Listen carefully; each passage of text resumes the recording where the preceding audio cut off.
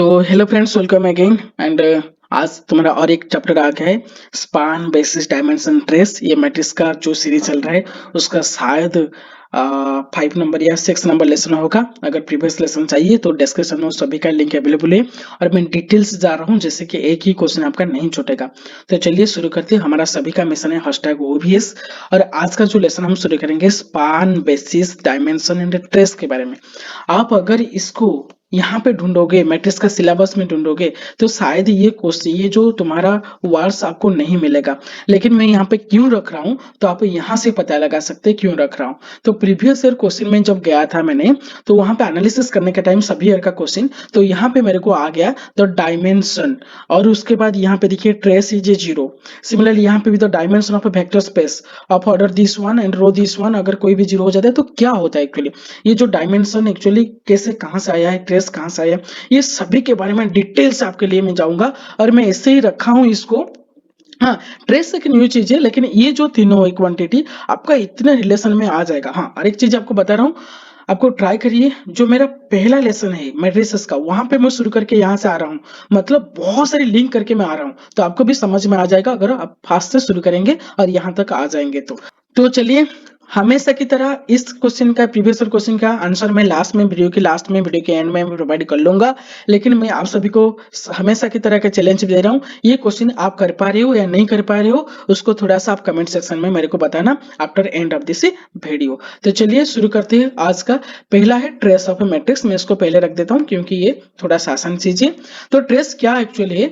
Matrix, trace of a matrix is defined as the sum of the diagonal elements. हाँ, यहाँ पे जो matrix लिखा गया है उसको ओरिजिनल मैट्रिक्स भी आप कह सकते हो। ओरिजिनल मैट्रिक्स में क्यों कह रहा हूँ, कभी कभी 4x5 order, 5x5 order, 4x4 order ऐसा मैट्रिक्स दिया होगा, उसको हम रो रेड्यूस एक्लेन फॉर्म में निकाल के हम 3x3 ऑर्डर मैट्रिक्स भी बना सकते हैं कभी कभी।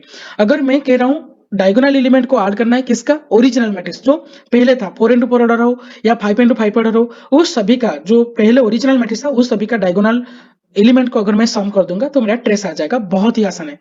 इस लेक्चर को आप इंपॉर्टेंट मानिए क्योंकि बहुत सारे इंपॉर्टेंट क्वेश्चन यहाँ पे हम डिस्कशन करने जा रहे हैं। तो एग्जांपल भी एक ले रहा हूँ। सपोज ये कि मेरा 3x3 ऑर्डर मैट्रिक्स है, तो इसका ट्रेस क्या होगा, सिंपली मैं डायगोनल एलिमेंट को यहाँ पे ऐड कर दूंगा तो मेरा ट्रेस आ जाएगा। तो 5 3 8 - 2 दैट इज 6 से आ गया तुम्हारा ट्रेस। ओके, और डेफिनेशन यहाँ पे that is A11 A22 A33 that is ANN। अगर n into n cross matrix है, n into n order matrix है और सभी डायगोनल में यही सभी एलिमेंट आएगा और ये सभी एलिमेंट को अगर मैं ऐड कर देता हूँ तो मेरा ट्रेस हो जाएगा। तो आई होप ट्रेस के बारे में कोई दिक्कत नहीं होगा समझ में। हाँ, मैं इसको इसलिए रखा हूं क्योंकि बहुत सारे आगे इसका प्रॉब्लम में बहुत सारी यूज होगा। तो चलिए मैं नेक्स्ट जा रहा हूँ, स्पान। ये एक एक्चुअली इंपॉर्टेंट चीज है। और स्पान एक्चुअली होता क्या है, देखिए, span is a subset of A vector space. भी कोई भी वेक्टर स्पेस का सबसेट एक ले जाएंगे हम स्पान, जिसको हम एस से रिप्रेजेंट करेंगे। आपको अगर ये समझ में नहीं आ रहा है तो मैं पहला लेक्चर से शुरू करिए। अगर मैट्रिक्स में एक ही डाउट आपको नहीं रहेगा, अगर मैं पहले लेक्चर से शुरू कर रहा हूँ, हमारा फोकस है हैशटैग ओवीएस, मतलब ओवीएस के लिए मैं कर रहा हूँ। ओके, मैं ग्रेजुएशन बच्चों को नहीं पढ़ा रहा हूँ इसलिए मैं डिटेल्स में जा रहा हूँ। सभी वीडियो को बहुत ही कंजेस्टेड मैनर में जितना चाहिए उतना ही रख के कैसे लिंक कर रहा हूं आप वहां से पता लगा सकते हैं। तो चलिए, स्पान को हम एस लिखते हैं। ओके, रिप्रेजेंट करते हैं इस टाइप का स्क्वायर ब्रैकेट में, तो इसको स्पान कहेंगे। तो ये स्पान एक्चुअली होता क्या है, set of all finite linear combinations of the set S. Linear combination LC, इसको भी मैं डिटेल्स में कवर किया हूं।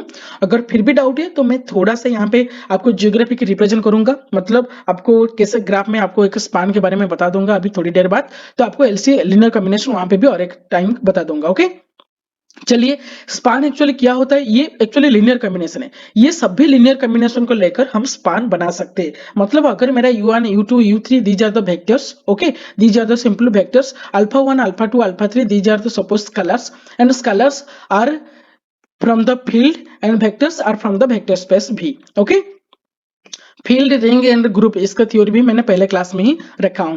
तो ये अगर सभी को मैं ऐड कर रहा हूं, अगर ये एक लीनियर कॉम्बिनेशन हो जाएगा, मतलब वेक्टर को मैं कुछ सिंपली स्केल कर रहा हूं, मतलब स्केलिंग कर रहा हूं, एक स्केल स्केलर से मल्टीप्लाई कर रहा हूं, उसके बाद ऐड कर रहा हूं दोनों वेक्टर को। तो ये जो भी चीज आ जाता है ये सभी लीनियर कॉम्बिनेशन है और ये सभी लीनियर कॉम्बिनेशन को हम स्पान कहते हैं। ओके, तो क्वेश्चन भी यहाँ पे रख रहा हूँ। सपोज V2, एक मतलब V2 का आपको समझ में आ रहा होगा, V2 का मतलब क्या होता है, टू डायमेंशनल वेक्टर स्पेस। तो एक टू डायमेंशनल वेक्टर स्पेस दिया गया है, पूछा है ये जो एंट्रीज है ये इसके स्पान में आएगा या नहीं आएगा। मतलब ये प्रूव करने के लिए बता रहे हैं so that 37 belongs to span of 1 2 and 0 1 but doesn't belongs to span of this one. तो हम क्या करेंगे, सिंपली ये जो वेक्टर दोनों दिया गया है इसका लीनियर कॉम्बिनेशन लेंगे। हाँ, लीनियर कॉम्बिनेशन के बारे में थोड़ा सा डाउट अगर होए तो लास्ट लेक्चर प्लीज देखिए। तो लीनियर कॉम्बिनेशन ये पे मैं ये दोनों का लीनियर कॉम्बिनेशन ले रहा हूँ। कोई एक स्केलर यहाँ से मल्टीप्लाई कर रहा हूँ, यहाँ से मल्टीप्लाई कर रहा हूँ। Suppose alpha 1 multiplied to 1 2 plus alpha 2 multiplied to 0 1, तो 37 हो गया alpha 1 plus 2 alpha 1 plus alpha 2। अगर ये 3 के साथ मेरा अल्फा 1 आ गया इक्वल होकर, ओके, अगर मैं कंपेयर कर रहा हूं तो, और ये 2 alpha 1 plus alpha 2 equal to 7 आ गया, और अल्फा 1 का वैल्यू पुट करने के बाद अल्फा 2 आ गया मेरा 1। मतलब अल्फा 1 एंड अल्फा 2 का कुछ ना कुछ तो वैल्यू आ गया मतलब ये 37 श्योर बिलोंग करेगा span of this one. Okay, again हम यहाँ पे प्रूव करने के लिए बताएं इसका स्पान के अंदर नहीं आ रहा है तो इसका लीनियर कॉम्बिनेशन ले जाओ। लीनियर कॉम्बिनेशन मैंने ऐसे ही ले लिया, alpha 1 multiplied this one alpha 2 multiplied this one, तो 3 इक्वल हो गया अल्फा 1 प्लस 2 अल्फा 2, 7 इक्वल हो गया 2 अल्फा 1 प्लस 4 अल्फा 2। ओके, अगर ये दोनों मेरे इक्वल हो गया तो देखिए alpha 1 plus 2 alpha 2 2 alpha 1 plus 4 alpha 2, ये दोनों सिंपली पैरेलल लाइन आ गया। नहीं कि यहाँ पे 2 मल्टीप्लाई कर दीजिए, ये आ जाएगा 2 alpha 1 plus 4 alpha 2 equal to 6 आ गया। मतलब दो पैरेलल लाइन है, एक 2 alpha 1 plus 4 alpha 2 equal to 7 and another is 2 alpha 1 plus 4 alpha 2 equal to 6। मतलब दोनों पैरेलल लाइन है जिसके बीच में डिस्टेंस क्या हो सकता है बता सकते हो? अगर प्रिपेयर कर रहे हो तो बता सकते हो भी। यहाँ पे अगर मैं 2 मल्टीप्लाई कर दूं तो देखो क्या हो रहा है, 2 alpha 1 plus 4 alpha 2 equal to 6, और यहाँ पे 2 alpha 1 plus 4 alpha 2 equal to 7, तो डिस्टेंस सिंपली 1 आ जाएगा दोनों पैरेलल लाइन के बीच में डिस्टेंस। ओके, और ये दो पैरेलल लाइन हो गया मतलब सोल्यूशन इज जीरो। यहाँ पे सोल्यूशन नहीं आ रहा है अल्फा 1 एंड अल्फा 2 का, मतलब ये इसके स्पान के अंदर नहीं आएगा। अगर फिर से भी स्पान का एक्चुअली कंक्रीट व्यू आपको चाहिए, कंक्रीट नॉलेज चाहिए, तो अभी मैं जो जा रहा हूँ देखिए वहां पे आपको मैं ज्योग्राफिकली ज्योमेट्रिकली आपको रिप्रेजेंट करूंगा, ग्राफिकली आपको बताऊंगा एक्चुअली स्पान होता क्या है, तो आपको और इजीली समझ में आ जाएगा। तो चलिए, तो देखिए यहाँ पे मैं आपको डिटेल्स बता दूंगा। एक्चुअली स्केलिंग जो मैं कह रहा हूँ वेक्टर का स्केलिंग क्या होता है, लीनियर कॉम्बिनेशन क्या होता है, और हम जो स्पान पढ़ रहे हैं वो एक्चुअली क्या होता है। देखिए सपोज मैं एक वेक्टर यहाँ पे ड्रा कर रहा हूँ। सपोज ये मेरा एक यूनिट वेक्टर है, suppose this is a I cap. Okay, अगर स्केल का मतलब क्या होता है, स्केलिंग करना मतलब क्या होता है, स्केलिंग करना मतलब सिंपली उसको थोड़ा सा मैं अगर आगे ले जाता हूँ, ओके, कितने स्केलर से मल्टीप्लाई कर देता हूँ। अगर नहीं नेगेटिव स्केलर हो पॉजिटिव स्केलर कोई भी स्केलर से अगर मैं मल्टीप्लाई कर दूं तो उसको हम सिंपली कहते हैं स्केलिंग, मतलब उसको थोड़ा सा बढ़ा लेना। ओके, तो एक्चुअली तो ये अगर एक कॉम्बिनेशन हो गया मैं उसको स्केल्ड कर दिया हूँ। सपोज 2i कैप उसको माने। सपोज मैं और एक वेक्टर ले जाता हूँ। ओके, सपोज मैं यहाँ पे और एक वेक्टर ड्रा कर लेता हूँ। चलिए मैं सपोज ऐसे एक वेक्टर ड्रा कर दिया, कोई भी वेक्टर ले जाओ, suppose something I cap and something J cap, आप सभी को पता होगा ऑलरेडी। ओके, ये माइनस 2 आई कैप होगा प्लस 2 जे कैप होगा। सपोज ये मेरा दो वेक्टर आ गया। अगर मैं ये दो वेक्टर को अभी लीनियर कॉम्बिनेशन एक्चुअली होता क्या है, होता मतलब लीनियर कॉम्बिनेशन आप सिंपली क्या करेंगे, इसको सपोज मैं 2i कैप स्केल कर दिया और इसी वेक्टर को सपोज मैं यहाँ पे और थोड़ा सा स्केल कर दिया, कोई भी स्केलिंग से अगर मैं यहाँ पे स्केल कर दिया हूँ। ओके, ये थोड़ा सा बढ़ा दिया हूँ, ये थोड़ा सा बढ़ा दिया हूँ। तो अभी अगर मैं ये दोनों का वेक्टर का मैं ऐड कर रहा हूँ, देखिए सिंपली लीनियर कॉम्बिनेशन और यहाँ पे जो भी मैं कह रहा हूँ, हम जो भी पढ़ रहे हैं वेक्टर स्पेस, सिंपली आप प्लस एंड मल्टीप्लीकेशन, प्लस क्या करना है, दो वेक्टर को प्लस करना है, मल्टीप्लिकेशन क्या करना है, सिंपली एक स्केलर से मल्टीप्लाई करना है। अगर मैं स्केलर से भी मल्टीप्लाई हो गया है, अभी अगर ये दोनों को मैं ऐड करना चाह रहा हूँ, आप सभी को पता होगा already regarding the vector addition. तो अगर यहाँ पे मैं ऐड कर रहा हूँ तो सिंपली मेरा रिजल्टेंट वेक्टर क्या होगा, देखिए रिजल्टेंट वेक्टर मेरा इस डायरेक्शन में आ जाएगा। Resultant vector suppose this is my resultant vector. Okay, तो ये हो जाएगा मेरा लीनियर कॉम्बिनेशन और कुछ नहीं। मतलब ये वेक्टर मैंने स्केल कर दिया था, ये वेक्टर स्केल कर दिया था और ये एक रिजल्टेंट वेक्टर आ गया। अभी देखिए अभी मेरा एक्चुअली मतलब क्या होता है, हम कितने लीनियर कॉम्बिनेशन बना सकते हैं। देखिए बहुत ध्यान दीजिए, मैं कितने सारे लीनियर कॉम्बिनेशन बना सकता हूँ। ओके, तो अगर मैं इसको थोड़ा सा मूव कर रहा हूँ, देखिए इसको मूव कर रहा हूँ तो ये भी वेक्टर मूव हो रहा है। मतलब यहाँ पे एक लीनियर कॉम्बिनेशन हो सकता है, यहाँ पे एक लीनियर कॉम्बिनेशन हो सकता है, यहाँ पे एक लीनियर कॉम्बिनेशन हो सकता है, यहाँ पे आप कहीं भी ले सकते हो, कितना भी बड़ा कर सकते हो, कितना भी छोटा कर सकते हो, लेकिन वो स्केल होने के बाद जो रिजल्टेंट, ये मेरा रिजल्टेंट है डब्ल्यू। ओके, और ये मेरा ये दोनों वेक्टर का रिजल्टेंट सपोज ये माने, समझ में आ रहा है मैं क्या कह रहा हूँ? ओके, नहीं अगर आपको फिर से समझ में नहीं आ रहा, आप अगर ट्रायंगल लॉ ऑफ अट्रैक्शन बोल रहे हो, ओके मानिए ये वेक्टर मेरा यहाँ से यहाँ तक था और ये वेक्टर यहाँ पे जा रहा है, ये मेरा रिजल्टेंट हो गया। चलिए आप सिर्फ ही मानिए, ओके तो ये वेक्टर में कितने सारे लीनियर कॉम्बिनेशन बना सकता हूँ, ओके अभी समझ में आ रहा होगा। यहाँ पे रख लूँ तो ये एक स्केलिंग हो गया, ये एक स्केलिंग हो गया और ये मेरा एक लीनियर कॉम्बिनेशन हो गया। अगर मैं ये वेक्टर यहाँ पे रख लूँ तो ये भी एक स्केलिंग हो गया, ये भी एक स्केलिंग हो गया, एक लीनियर वेक्टर हो गया। समझ में आ रहा है?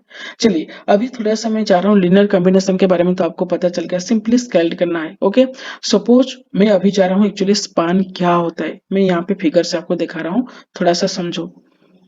तो सपोज देखिए यहाँ पे मैंने आप लोगों के पास यहाँ पे रख रहा हूँ, सपोज मैं बहुत ही सिंपल सा फैक्टर यहाँ पे लिया हूँ। सपोज ये मेरा 2 आई कैप है, मतलब ये जो आई कैप एंड जे कैप इसको ही बेसिस कहते हैं, ये ही स्टैंडर्ड बेसिस है। मतलब 2D में आई कैप एंड जे कैप, अगर 3D हो जाता है तो आई कैप जे कैप एंड के कैप। मतलब आई कैप सिंपली 100 होता है वेक्टर, और जे कैप वेक्टर का मतलब है 010 अगर 3D में है, और के कैप का 001। ओके अगर 2D में है तो 10 सिंपली उसका 01। ओके सपोज मैं यहाँ पे एक वेक्टर रिप्रेजेंट कर रहा हूँ आपके लिए, तो ये सपोज मैंने u vector and this is suppose b vector. Suppose इसका रिजल्टेंट वेक्टर, ये सपोज मानिए मेरा रिजल्टेंट वेक्टर आ गया ये। ओके और रिजल्टेंट वेक्टर क्या होगा, सिंपली ये दोनों का एडिशन करना है। और मैंने स्केलिंग कर दिया था, इसको 2i कैप कर दिया था, उसको 2j कैप कर दिया था, i एंड j सिंपली मानिए यूनिटी वेक्टर से। ओके और इसको मैंने स्केल्ड कर दिया 2, इसको भी स्केल्ड कर दिया बाय फैक्टर 2। अगर ये दोनों का एडिशन मेरा अभी ये पॉइंट आ गया, और ये पॉइंट क्या हो रहा है, ये पॉइंट सिंपली होगा 2 2। ओके तो ये पॉइंट हो गया मेरा 2 2। आफ्टर दैट हमको करना क्या है, हमको इसका अगर लिनियर कॉम्बिनेशन लिखूंगा, ये जो मेरा न्यू वेक्टर आ गया ये क्या है, ये दोनों का लिनियर कॉम्बिनेशन है। ओके ये दोनों का लिनियर कॉम्बिनेशन है। तो चलिए मैं यहाँ पे लिख देता हूँ लिनियर कॉम्बिनेशन कैसे हुआ, देखो तो अभी समझ में आ रहा है। देखिए 2, यहाँ पे 2, ये जो मेरा पॉइंट आ गया वेक्टर, ये actually linear combination of these two vectors क्या है, 2i cap and 2j cap.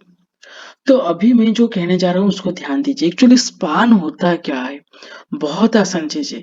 Suppose देखिए मैं ये वेक्टर को अभी अगर मैं मूव करना चाह रहा हूँ, चलिए ये वेक्टर को देखिए, सपोज मैंने यहाँ पे मूव कर रहा हूँ, आपको समझ में आ रहा है मैं क्या कर रहा हूँ। अगर ये वेक्टर मैं मूव कर रहा हूँ तो ये दोनों वेक्टर मेरा स्केल्ड हो रहा है। डब्ल्यू वेक्टर को अगर मैं मूव कर रहा हूँ तो U vector and V vector मेरा स्केल्ड हो रहा है। मतलब अगर मैं यहाँ पे रख लूँ तो ये जो स्केल्ड हो गया, ये जो स्केल्ड हो गया, ये दोनों का लिनियर कॉम्बिनेशन ये आ जाएगा। अगर मैं यहाँ पे रख लूँ तो ये जो वेक्टर का लिनियर कॉम्बिनेशन है ये आ जाएगा। सब ये 2 2 नहीं मानिए, मैं 2 2 रखा हूँ, इसको मूव कर रहा हूँ इसलिए ये चल रहा है। तो आप सिंपली ये जो भी जहां पे रह रहा है उसी पॉइंट को मानिए। सपोज मैं यहाँ पे ले आता हूँ, चलिए देखिए तो यहाँ पे क्या हो गया, ये 7i कैप हो जाएगा, यहाँ पे क्या होगा 3j कैप हो जाएगा, यहाँ पे 3 दिया है। समझ में आ रहा है आपको? सपोज मैं ये वेक्टर को यहाँ पे रख लूँ, ओके तो ये -4i कैप हो गया, यहाँ पे 2j कैप हो गया। सपोज अगर मैं वेक्टर को यहाँ पे ले आऊं, ओके यहाँ पे रख लूं, तो ये -5i कैप हो गया, +-4j कैप हो गया। मतलब ये जो सभी लिनियर कॉम्बिनेशन आ गया, ये लिनियर कॉम्बिनेशन मैं जो अभी कह रहा हूँ, जितने भी जो चेंज हो रहा है स्केल्ड हो रहा है और उसको ऐड कर रहा हूँ। मतलब वेक्टर मल्टीप्लाई, एक स्केलर मल्टीप्लाई कर रहा हूँ, वेक्टर एडिशन कर रहा हूँ, मल्टीप्लिकेशन एडिशन दो ही तो ऑपरेशन है ना वेक्टर स्पेस में। अगर ये जो मैं चेंज कर रहा हूँ, जितने भी मेरा पोजीशंस आ गया, वो सभी लिनियर कॉम्बिनेशन हमारा स्पान होगा। अब बताएंगे सर सभी, हाँ ये प्लेन में मैं जहां भी ले जा सकता हूँ, प्लेन में अगर कोई भी पॉइंट तक मैं रीच कर सकता हूँ by scaling this two vectors. यहाँ पे यहाँ पे यहाँ पे यहाँ पे कोई भी पोजीशन को आप ये प्लेन में ले सकते हैं। आप ये नहीं कह सकते मैं प्लेन में कोई भी पोजीशन को नहीं जा सकता हूँ, कोई भी पोजीशन को मैं जा सकता हूँ। और जहां भी मैं जा रहा हूँ और ये जो दो वेक्टर मेरा स्केल्ड हो रहा है, इसका लीनियर कॉम्बिनेशन मेरे को स्पान देगा। अब देखें तो सर स्पान कब नहीं होगा, देखिए मैं अभी ये 2D प्लेन में ये कर रहा हूँ, अगर ये 3D हो जाएगा, ये मैं जो चेंज कर रहा हूँ ये तो ऐसे ही चेंज होगा ना X axis and Y axis में। अगर मैं ये 3D प्लेन से अगर निकाल के, प्लेन से मैं अगर इसको प्लेन के अंदर घुमाऊंगा तो ये मेरा लीनियर कॉम्बिनेशन में आ जाएगा। अगर ये प्लेन को छोड़कर अगर स्पेस में चला गया, आगे आ गया पीछे आ गया, मतलब मैं कह रहा हूँ ये मेरा स्क्रीन से अगर बाहर आ गया और ये स्क्रीन से अंदर चला गया, ये जो वेक्टर है रिजल्टेंट वेक्टर, तो मेरा वो लीनियर कॉम्बिनेशन से नहीं हो पाएगा, तो उसको मतलब वो स्पान नहीं होगा। बहुत ही सिंपल सी बात है। अगर तो अभी आपको समझ में आ रहा होगा, अगर मैं 3D स्पेस भी ले सकता हूँ, 3D में मैं ये वेक्टर को कहीं भी रख सकता हूँ, अगर इसका लीनियर कॉम्बिनेशन में मेरे को सैटिस्फाई हो रहा है तो वो स्पान हो जाएगा, अगर सैटिस्फाई नहीं हो रहा है तो स्पान नहीं होगा। बहुत आसान चीज है। और बेसिस बेसिस के बारे में मैं क्लास करूंगा, लेकिन अभी थोड़ा सा बता देता हूँ। ये जो मैं बता रहा हूँ ना, आई कैप, जे कैप, के कैप, ये मेरा है स्टैंडर्ड बेसिस। ओके, इसको ही कहते हैं स्टैंडर्ड बेसिस, मतलब इस बेसिस को लेकर मैं ये वेक्टर बना रहा हूँ और कुछ नहीं। तो आई होप स्पान के बारे में आपको सभी को थोड़ा सा तो आइडिया आ गया होगा। सिंपल सा चीज है स्पान, मतलब ये जो कोई भी वेक्टर का लीनियर कॉम्बिनेशन जो हम ले रहे हैं, और ये लीनियर कॉम्बिनेशन ही एक वेक्टर को रिप्रेजेंट करेगा, और ये जहीं भी जा रहा है कोई भी पॉइंट ले सकते हो, ये सभी पॉइंट का ये जो वेक्टर दोनों का लीनियर कॉम्बिनेशन मेरा स्पान हो जाता है। समझ में आ गया? I hope it will be better understand for you. Okay, मतलब आपको समझ में आ गया होगा शायद, आई होप। तो देखिए, अभी हो गया तुम्हारा स्पान के बारे में, मैं ज्योग्राफिकली और ज्योमेट्रिकली आपको रिप्रेजेंट कर रहा था। वहां पे मैं बेसिस के बारे में भी आपको बता दिया, स्टैंडर्ड बेसिस के बारे में बता दिया। स्टैंडर्ड बेसिस होता क्या है? सिंपली अगर टू डायमेंशनल है तो standard basis I cap and J cap दी जाता बेसिक वेक्टर्स, और एक्चुअली आप कहते हैं बेसिस भी कह सकते हो, जिस वेक्टर को लेकर हम सभी वेक्टर को रिप्रेजेंट कर रहे थे, और ये दोनों को स्केलिंग करके, स्केलर कुछ मल्टीप्लाई करके दोनों को मैंने ऐड कर रहा था। तो बेसिस का एक्चुअली अगर मैं थ्योरेटिकली जा रहा हूं तो बेसिस एक्चुअली क्या होता है? बेसिस भी एक सबसेट होगा वेक्टर स्पेस बी का, अगर कंडीशन दोनों चाहिए क्या, बी इज एल आई, और एल आई का मतलब क्या होता है? Linear independent. And L I L D के बारे में फास्ट लेक्चर में आपको मिल जाएगा। तो linearly independent and B span equals to B, मतलब बी जनरेट्स बी, बी का स्पान बी को जनरेट्स कर रहा है। जनरेट्स मतलब क्या है? बी प्रोड्यूस कर सकता है, वेक्टर स्पेस को दे सकता है, मतलब इसको हम बेसिस कहेंगे। सिंपली हमको प्रूव करना है ये एल आई हो रहा है नहीं, और ये जो स्पान लेंगे, स्पान अभी मैंने डिटेल्स बताया, जो भी प्लेन में जितने भी चीज आप ले सकते हो, okay, by the scaling of दीजिए फंडामेंटल बेसिस और स्टैंडर्ड बेसिस, तो हम उसको स्केलिंग कहते हैं। अगर वो सभी स्केलिंग वेक्टर स्पेस को जनरेट कर देता है तो सिंपली हमारा हो जाएगा basis. Okay, or the set of Li linear independent vectors that spans all of V, मतलब V को स्पान कर रहा है तो उसको हम बेसिस कहते हैं। तो एग्जांपल मैं एक ले जाता हूं, आपको और आसान हो जाएगा। आर क्यूब अगर ले रहा हूं, आर क्यूब का मतलब क्या है? 3 डायमेंशनल वेक्टर स्पेस है। ओके, पहला लेक्चर से मैं शुरू किया हूं, तो 3 dimensional vector space, then basis are क्या क्या होगा? 1 0 0 एक बेसिस होगा, 0 1 0 अदर एंड 0 0 1, और ये सिंपली क्या होता है? I cap, J cap and के कैप। ओके, ये तीनों आई हेड, जे हेड एंड के हेड, और ये तीनों को मैं ले रहा हूं, ये तीनों हो जाएगा मेरा बेसिस। तो आपको अभी समझ में आ गया बेसिस क्या होता है। अगर ये मेरा तीनों कंडीशन है, आई जे एंड के, सपोज तीनों एक्सिस है, तो स्टैंडर्ड बेसिस क्या है? Unit I cap, unit J cap and unit के कैप, ये तीनों को मैं स्टैंडर्ड बेसिस कह रहा हूं। ओके, अगर उसको मैं स्केलिंग कर सकता हूं, थोड़ा सा बड़ा कर सकता हूं, बड़ा करने के बाद उसको मैं ऐड कर सकता हूं, और मेरा रिजल्टेंट वेक्टर मिल जाएगा। तो सिंपली ये तीनों को हो जाएगा, तीनों तुम्हारा स्टैंडर्ड बेसिस। हाँ, आर एन एक्स अगर इस टाइप का आपको लिखा गया है, इसका मतलब क्या होता है? मतलब होता है, यहाँ पे एन लिखा गया है, इसका मतलब है N degree polynomial and all the polynomial which are less than the degree N, तो उसको ये सभी हो जाएगा तुम्हारा क्या? वेक्टर स्पेस के अंदर आ जाएगा। और अगर उसका बेसिस चाहिए तो simply n plus one number of basis आ जाएगा। और क्या क्या होगा मैं आपको नेक्स्ट स्लाइड में रखा हूं, आपको बता दूंगा। आपको सिर्फ ये याद रखिए, अगर मेरा एन डिग्री का पॉलिनोमियल दिया गया है और उससे सभी लेस देन पॉलिनोमियल दिया गया है, तो कितने बेसिस आ सकता है? N plus one number of basis आ सकता है। मैं लास्ट में नेक्स्ट स्लाइड में रखा हूं, देखिए। तो डायमेंशन एक्चुअली होता क्या है, यहाँ पे आपको बेसिस के बारे में और डिटेल से समझ में आ जाएगा। कोई एक वेक्टर स्पेस अगर भी दिया गया है, ओके, तो इसका बेसिस मतलब consisting the finite number of elements of space is called the finite dimension, मतलब बेसिस में कितने एलिमेंट्स रहता है उसको सिर्फ हम डायमेंशन कहते हैं। अगर तुम्हारा फाइनाइट नंबर ऑफ एलिमेंट्स आता है तो फाइनाइट डायमेंशनल होगा। अगर इनफाइनाइट नंबर ऑफ एलिमेंट और इनफाइनाइट नंबर ऑफ बेसिस हो जाता है तो उसको हम इनफाइनाइटली डायमेंशन कह सकते हैं। अगर ये समझ में नहीं आ रहा है डेफिनेशन, तो यहाँ पे देखिए और थोड़ा सा याद आ जाएगा आपको। डायमेंशन ऑफ आर क्यू क्या होगा? 3 होगा। और क्यों? यहाँ पे मैंने बताया 3, ये एक हो गया, ये एक हो गया, ये एक हो गया, तीनों स्टैंडर्ड बेसिस है, और ये तीनों बेसिस का मतलब है तीनों तुम्हारा डायमेंशन है। Similarly dimension of v equal to R N X, मतलब यहाँ पे मैंने आर एन एक्स का मतलब बता दिया था, कोई भी n डिग्री पॉलिनोमियल एंड उससे लेस देन जो भी होगा वो सभी पॉलिनोमियल, तो डायमेंशन क्या होगा? n plus one. आप बताएंगे कैसे? देखिए, अगर मैं 1 x, ओके, उसके बाद एक्स स्क्वायर, उसके बाद एक्स क्यूब, उसके बाद आ जाएगा तुम्हारा एक्स एन, तो ये हो गया तुम्हारा n डिग्री का पॉलिनोमियल एंड उससे लेस देन जितने भी है। तो इसका मतलब ही ऐसे कह रहा है। तो क्या कितने नंबर आ गया देखिए डायमेंशन 1 2, अगर ऐसे n तक जा रहा हूं तो n+1 नंबर ऑफ डायमेंशन आ जाएगा। अब बचेंगे सर ये n+1 ये सभी लिनियरली इंडिपेंडेंट हो जाएगा? हाँ हो जाएगा। देखिए इसका मतलब क्या है एक्चुअली, इसका मतलब आप ऐसे मान सकते हो 1 0 0 0 0 ऐसे डट डट होकर n तक गया है। ओके, और यहाँ पे सिर्फ ये मानिए ये x मल्टीप्लाइड आउट क्या हो जाएगा 0 1 ओके और सभी 0। और सिमिलरली यहाँ पे लास्ट में क्या होगा xn मल्टीप्लाइड आउट ओके हो जाएगा सभी 0 0 0 0 लास्ट में हो जाएगा 1। और ये अगर सभी जो आ गया अगर इसको मैं लिनियरली इंडिपेंडेंट के लिए चेक करूंगा तो सभी लिनियर इंडिपेंडेंट आ जाएगा मेरा। ओके कोई दिक्कत नहीं होगा। और लिनियर इंडिपेंडेंट डिपेंडेंट के बारे में आपको मैंने बता दिया था। ओके लास्ट में इस टाइप का अगर करेंगे तो आपका सभी लिनियर इंडिपेंडेंट हो जाएगा। मतलब एक पॉलिनोमियल डिग्री n का दिया गया है और उससे सभी लेस देन दिया गया है, मतलब सिंपली आ जाएगा तुम्हारा डायमेंशन पावर एक बढ़ा दीजिए n+1। ओके हाँ इसको याद रखिए, ये थोड़ा सा इंपॉर्टेंट है। मैट्रिक्स का डायमेंशन पूछा है और जो मैं पहले क्वेश्चंस रखा था वहां पे मैट्रिक्स का डायमेंशन पूछा था। अगर कोई m इंटू n ऑर्डर का मैट्रिक्स दिया गया है और सभी रियल एंट्रीज है तो डायमेंशन क्या होगा सिंपली m इंटू n हो जाएगा। मैं यहाँ पे प्रूफ के लिए रखा हूँ। सपोज 3 इंटू 2 मैट्रिक्स दिया गया है तो क्या क्या यूनिट स्टैंडर्ड डायमेंशन हो सकता है। देखिए पहले 1 रख लीजिए 1 0 0 0 0 0 सभी रख लीजिए। यहाँ पे 1 रख के और एक डायमेंशन पता कर सकते हो। यहाँ पे 1 को शिफ्ट करके और एक डायमेंशन, तो यहाँ पे तीनों डायमेंशन आ गया। और तीनों यहाँ पे 1 रख लीजिए यहाँ पे 1 रख लीजिए यहाँ पे 1 रख लीजिए और तीनों आ जाएगा। तो कितने आ गए 6 बेसिस आर देयर। तो 3 इंटू 2 इक्वल टू क्या हो रहा है 6 हो रहा है। तो इसलिए कोई भी मैट्रिक्स अगर m इंटू n ऑर्डर है तो कितने डायमेंशन आएगा mn डायमेंशन आएगा। और ये देखिए ये सभी li है, लिनियरली इंडिपेंडेंट वेक्टर स्पेस है। सिंपली आप कुछ भी चीज अगर ये सभी को अगर मैं ऐड करूंगा तो श्योर मेरा वेक्टर स्पेस भी आ जाएगा, दैट इज मैट्रिक्स आ जाएगा। सिंपली अगर मैं कोई भी मैट्रिक्स सिंपली आप ये रखिए सपोज 3 इंटू 2 ऑर्डर मैट्रिक्स ऐसे मानिए सपोज ये 1 ये 2 ये 3 ओके ये सपोज 5 ये सपोज 6 ये सपोज 7।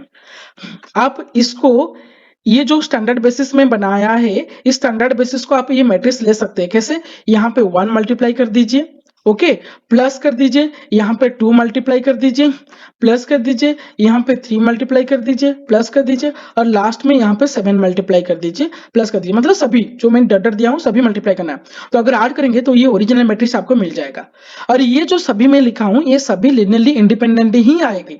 ओके अगर मैं इस कलर्स को कोई अल्फा बीटा गामा ऐसे कलर लेकर उसको ऐड करके इक्वल टू 0 के साथ इक्वल करूंगा लिनियर इंडिपेंडेंट के लिए तो आपका सभी स्केलर्स 0 हो जाएगा, मतलब वो लिनियरली इंडिपेंडेंट हो गया। तो कितने बेसिस आ गया 6 बेसिस, मतलब इसका डायमेंशन क्या आ जाएगा m इंटू n हो जाएगा 6। ओके हाँ डायमेंशन ऑफ आर एक्स का मतलब है सभी पॉलिनोमियल्स को अगर डायमेंशन में निकाल रहा हूँ सभी पॉलिनोमियल तो इन्फिनिटी नंबर ऑफ पॉलिनोमियल है, सभी डिग्री का पॉलिनोमियल में ले रहा हूँ मतलब ओके तो इसका डायमेंशन क्या हो जाएगा नॉट फाइनाइट होगा, मतलब इन्फिनिट डायमेंशन हो जाएगा। देखिए अगर पॉलिनोमियल का डिग्री 1 लाख ले जाता हूँ तो 1 लाख डिग्री के बाद तो डिग्री 1 लाख 1 भी हो सकता है ना, तो उसका डायमेंशन और एक बढ़ गया।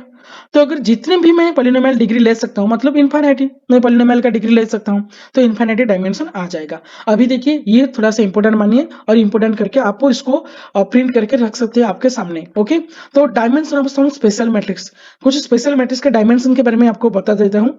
अगर कोई n into n order matrix दिया गया है कंसीडर करिए स्क्वायर मैट्रिक्स है ओके तो डायमेंशनल स्क्यू सिमेट्रिक मैट्रिक्स क्या होगा, हाँ ये सभी n इंटू n ये मानिए तो स्क्यू सिमेट्रिक मैट्रिक्स का डायमेंशन आएगा n इंटू n माइनस 1/2।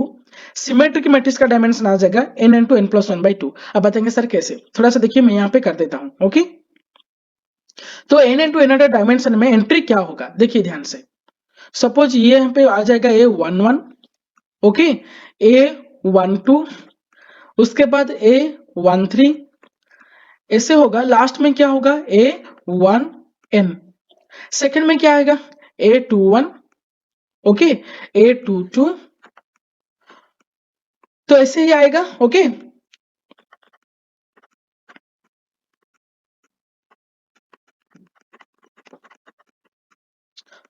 तो देखिए लास्ट में आ गया ANN, इस टाइप का तो मैट्रिक्स होगा ना।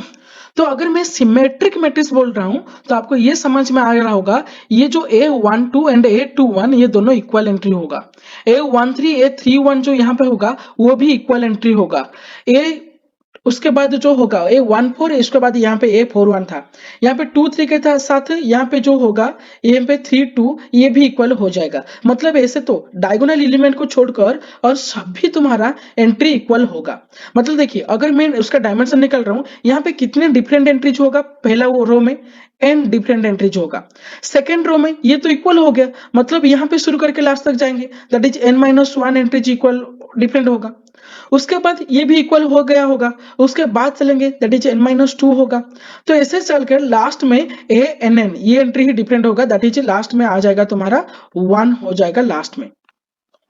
ओके तो देखिए अगर डायमेंशन मतलब ये सभी को मैं ऐड करूंगा, कितने टोटल डायमेंशन आ गया n, उसके बाद प्लस करना है मेरे को n-1 के साथ, और प्लस करना है ऐसे जाकर n-2 n-3, ऐसे होकर लास्ट में क्या है, लास्ट में 1 है। और ये अगर इतने में ऐड कर रहा हूँ 1 से n तक, तो क्या आएगा n into n+1/2। तो देखिए स्क्यू सिमेट्री मतलब ये जो डायगोनल एलिमेंट सभी मेरा रहेगा ये तो 0 हो जाएगा। तो ये जो पहला जो भी रो दिया गया है वहां पे मैं कितने नंबर निकल सकता हूँ डिफरेंट एलिमेंट्स n-1, क्योंकि ये तो 0 हो गया। उसके बाद यहाँ पे n-2, वहां पे n-3, ऐसे होकर लास्ट में दैट इज 1। अगर मैं n-1 से 1 तक मैं ऐड करूंगा तो क्या आ जाएगा n-1 into n/2। तो ये इसलिए स्क्यू सिमेट्री मैट्रिक्स का। Okay dimension of A diagonal matrix, देखिए डायगोनल मैट्रिक्स में क्या होगा, डायगोनल मैट्रिक्स मतलब सभी एंट्री 0, सिर्फ ये जो डायगोनल एलिमेंट डिफरेंट डिफरेंट होगा, यहाँ पे कुछ चीज होगा, यहाँ पे कुछ चीज होगा, यहाँ पे कुछ चीज होगा, मतलब डिफरेंट डिफरेंट नंबर्स यहाँ पे हो गया डायगोनल मैट्रिक्स में। तो डिफरेंट डिफरेंट मैट्रिक्स है, इसलिए n नंबर ऑफ एंट्रीज आपका होगा यहाँ पे।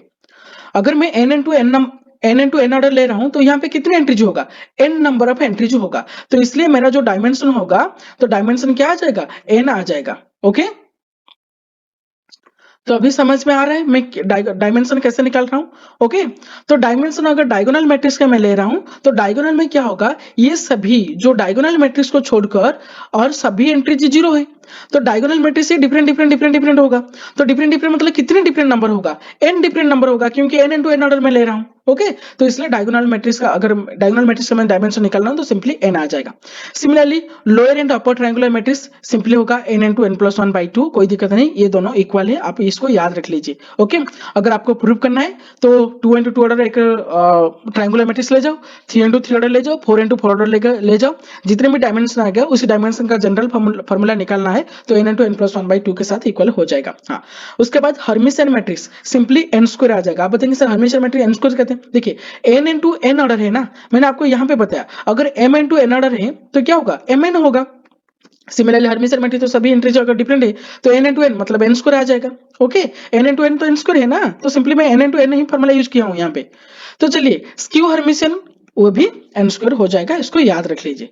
तो इंपोर्टेंट थोड़ा सा ये भी इंपोर्टेंट, जैसे मानिए अगर कोई सम ऑफ m रोज और सम ऑफ m कॉलम्स अगर ऐसे 0 दे देगा तो डायमेंशन क्या होगा, जितने भी डायमेंशन आ रहा था वो dimension decreased by number of rows which having some 0 decreased by m rows. अगर m रो मेरा 0 हो जाता है तो डायमेंशन जितना भी आया था माइनस कर दीजिए यहाँ पे जितने रो, अगर 3 रोज 0 है तो -3 कर दीजिए, अगर 4 रोज 0 है तो -4 कर दीजिए। सिमिलरली अगर ट्रेस भी 0 हो जाता है, कोई मैट्रिक्स का ट्रेस, अगर ट्रेस मतलब मैंने पहला जो स्लाइड में बताया, अगर डायगोनल एलिमेंट ऐड करने के बाद 0 हो जाते हैं तो सिंपली भी -1 कर दीजिए, आपका आंसर आ जाएगा। तो चलिए मैं यहाँ पे कुछ चीज आपके लिए रख रहा हूँ। What is the dimension of all symmetric matrix with trace 0? Symmetric matrix का ट्रेस अगर 0 हो जाता है तो डायमेंशन क्या होगा। चलिए सिमेट्रिक मैट्रिक्स मैंने आपको यहाँ पे बताया, सिमेट्रिक मैट्रिक्स का डायमेंशन क्या होता है n into n+1/2। तो n into n+1/2 मेरा होना चाहिए था, लेकिन यहाँ पे दे दिया है ट्रेस 0। n into n+1/2 था लेकिन ट्रेस 0, तो -1 कर दीजिए, आंसर आ जाएगा। इसको सॉल्व कर देना, आंसर आ जाएगा तुम्हारा। ओके चलिए suppose n into n order matrix है और रियल एंट्री चाहिए, आर का मतलब रियल एंट्री चाहिए, तो मतलब सभी रियल नंबर से।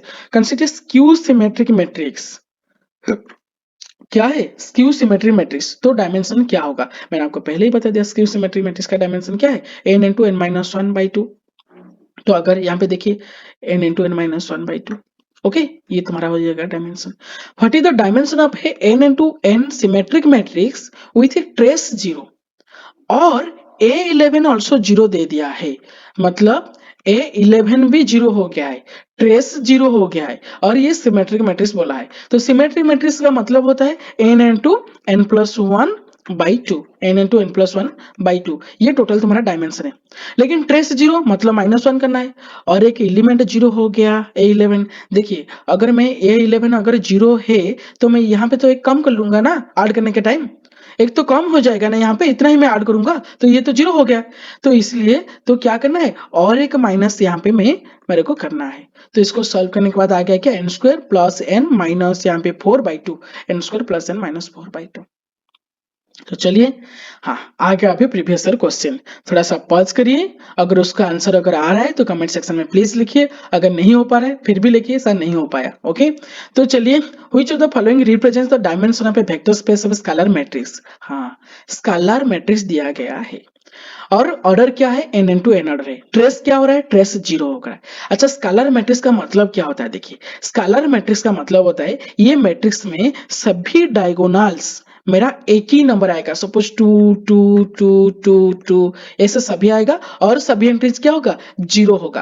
पहले स्केलर मैट्रिक्स का डायमेंशन क्या होगा ये ध्यान रखिए, अगर ये सभी अगर डिफरेंट डिफरेंट होगा, यहाँ पे थोड़ा सा नजर कर सकते हो, यहाँ पे डायगोनल मैट्रिक्स का क्या हो रहा है, एन हो रहा है। क्यों एन हुआ था, क्योंकि ये सभी मैट्रिक्स, ये सभी एंट्रीज मेरा डायगोनल एंट्रीज डिफरेंट डिफरेंट हो रहा था, N number of different element रह रहा था वहां पे, लेकिन यहाँ पे तो एक ही नंबर रिपीट हो रहा है, तो डायमेंशन क्या होगा, 1 होगा। बट कंडीशन दे दिया है ट्रेस इज जीरो, मतलब फिर एक माइनस करना है 1, तो आ जाएगा आंसर 0। समझ में आ गया। ये देखिए ये तो सभी जीरो था, उसका कोई ऐड नहीं करना है मेरे को डायमेंशन में, सिर्फ मेरे को ये जो डायगोनल में डायगोनल एलिमेंट्स को ऐड करना था, लेकिन डायगोनल एलिमेंट्स तो डिफरेंट डिफरेंट होगा तो एन आएगा, वो डायगोनल मैट्रिक्स में पॉसिबल है। लेकिन यहाँ पे स्केलर मैट्रिक्स दिया गया, स्केलर मैट्रिक्स में सभी एलिमेंट्स इक्वल एक ही है। ओके, इसलिए क्या होगा, डायमेंशन 1 ही आएगा। अगर 1 है लेकिन ट्रेस तो जीरो दे दिया है, और मैंने आपको बताया ट्रेस जीरो मतलब -1 करना है। ओके, अगर ट्रेस जीरो हो जाता है तो सिंपली -1 करना है। ओके, तो यहाँ पे मैंने -1 कर दिया, आंसर आएगा 0, मतलब इसका डायमेंशन किसके साथ इक्वल हो गया, 0 के साथ। चलिए यहाँ पे देखिए, ये represents dimension of A vector space of all matrix m into n order, m into n order है, मतलब डायमेंशन क्या होगा, mn होगा।